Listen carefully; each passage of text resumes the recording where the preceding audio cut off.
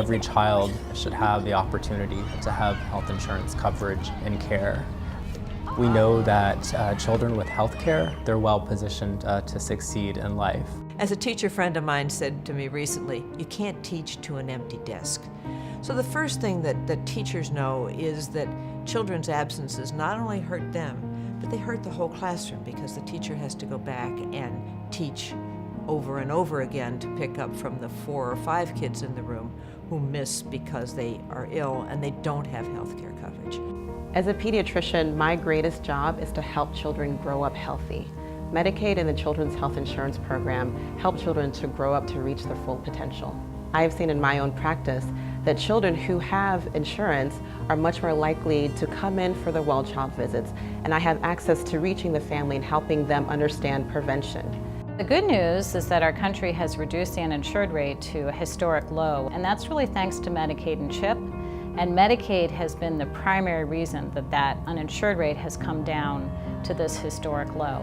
Medicaid is a very smart investment. We know from a growing body of research that when you invest in kids, you're going to improve their health, both when they're children and when they grow up. More than 1/3 of all children and nearly 2/3 of children with disabilities rely on Medicaid and CHIP for their health care. Without Medicaid and CHIP, families would struggle to afford the care their children need. Schools are seeing a whole lot more children now with chronic illnesses, and the challenge with them is to make sure that they get early treatment and monitoring so that somebody is really watching out for them all the time.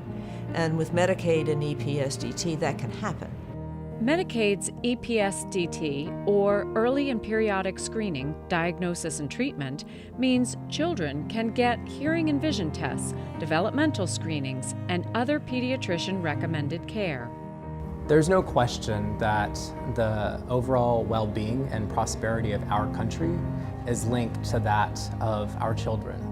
And our investments in our children are going to not only benefit them, but have benefits for the entire society.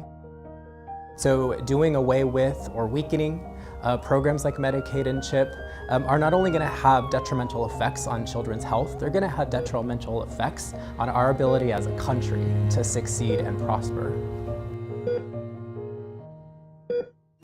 I think one of the great things we've seen about both the development of Children's Medicaid and the Children's Health Insurance Program is that it's had tremendous bipartisan support. It's not a partisan issue.